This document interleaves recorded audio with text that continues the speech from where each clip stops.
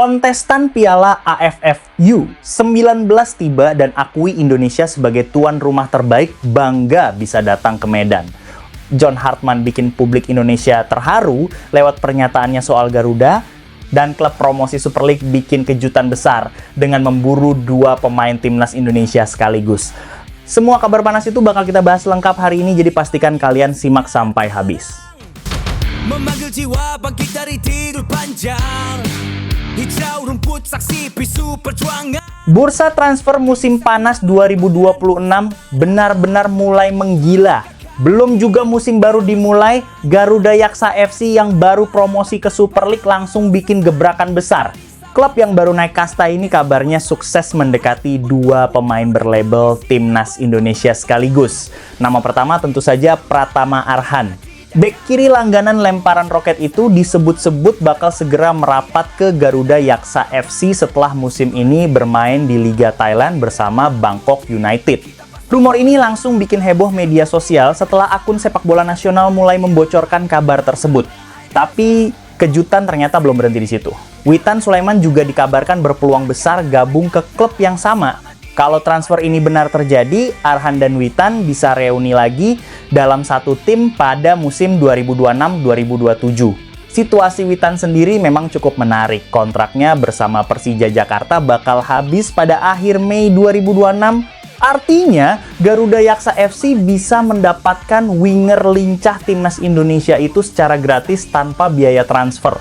Berbeda dengan Arhan yang masih punya kontrak sampai 2027 bersama Bangkok United, kalau serius ingin membawanya pulang ke Indonesia, Garuda Yaksa jelas harus menyiapkan dana transfer yang tidak sedikit.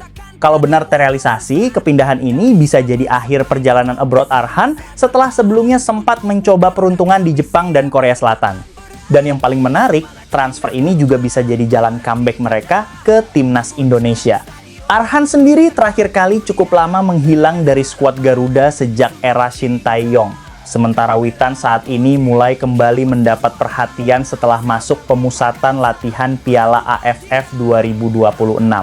Nah, kalau menurut kalian, duet Arhan dan Witan di Garuda Yaksa bakal jadi ancaman serius musim depan atau tidak? Tulis pendapat kalian di kolom komentar.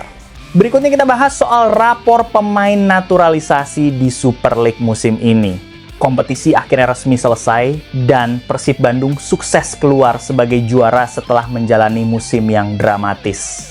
Tapi selain perebutan gelar, perhatian publik juga tertuju pada performa para pemain naturalisasi yang tampil di Liga Indonesia musim ini. Total ada 11 pemain keturunan yang jadi sorotan dan performa mereka benar-benar beragam. Nama yang paling bersinar tentu saja Tom Haye. Gelandang elegan ini tampil luar biasa dan jadi motor permainan Persib sampai akhirnya membawa klub tersebut juara. Banyak fans bahkan menilai Tom sebagai salah satu gelandang terbaik Liga musim ini. Selain Tom, Eliano Reinders juga tampil cukup konsisten. Mau dimainkan di posisi manapun, performanya tetap stabil dan penuh energi. Jordi Amat juga mulai menunjukkan adaptasi yang bagus sebagai jangkar lini tengah Persija Jakarta. Lalu ada Ivar Jenner yang tampil cukup solid sepanjang musim. Stefano Lillipali masih bisa menjaga kualitas permainannya meski usianya tidak muda lagi. Sementara Mark Klok tetap jadi sosok penting di lini tengah dengan performa yang cukup stabil. Namun tidak semua pemain naturalisasi tampil memuaskan. James Raven di Bali United masih minim menit bermain. Begitu juga Dion Mark yang belum benar-benar mendapat kesempatan penuh di Persib. Yang paling disorot tentu Rafael Struijk. Bermain bersama Dewa United, performanya justru jauh dari ekspektasi. Dari total penampilannya musim ini, Struijk belum mampu mencatatkan gol maupun assist. Hal serupa juga dialami beberapa pemain lain yang masih kesulitan menemukan performa terbaiknya. Ini jadi bukti kalau status pemain naturalisasi bukan jaminan langsung sukses di Liga Indonesia. Karena pada akhirnya yang berbicara tetap performa di atas lapangan.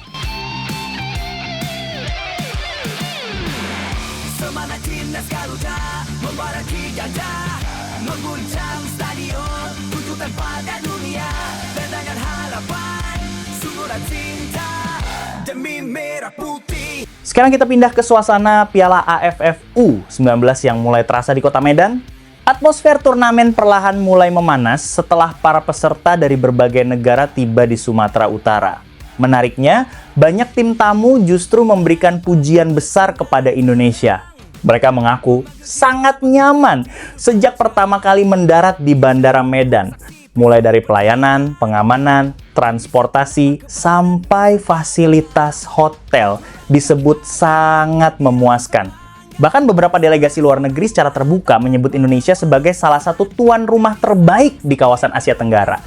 Turnamen ASEAN U19 Boys Championship 2026 sendiri bakal digelar mulai 1 sampai 14 Juni mendatang. Vietnam, Myanmar, Timor Leste, dan negara lainnya sudah mulai berdatangan untuk mempersiapkan diri. Pemerintah Sumatera Utara bersama PSSI juga memastikan semua persiapan sudah hampir sempurna. 3 stadion utama, lapangan latihan, transportasi tim sampai keamanan disebut sudah siap 100%.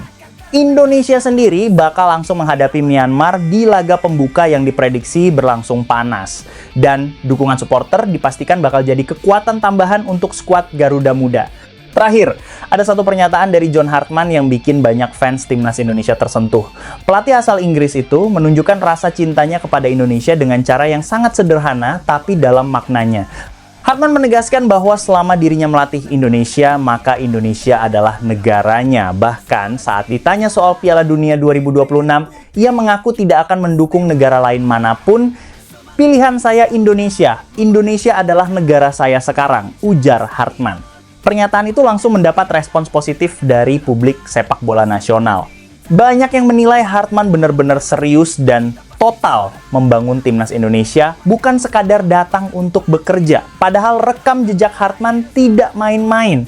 Ia pernah membangun Kanada hingga tampil di Piala Dunia dan punya pengalaman besar di sepak bola internasional. Namun sekarang fokusnya hanya satu, membawa Indonesia naik level dan bermimpi tampil di Piala Dunia 2030. Dan melihat cara Hartman berbicara soal Indonesia, rasanya publik Garuda mulai punya sosok pelatih yang benar-benar mencintai tim ini sepenuh hati. Kalau menurut kalian, mampukah John Hartman membawa Indonesia lolos ke Piala Dunia 2030? Tulis jawaban kalian di kolom komentar dan jangan lupa subscribe dan dukung terus Timnas Indonesia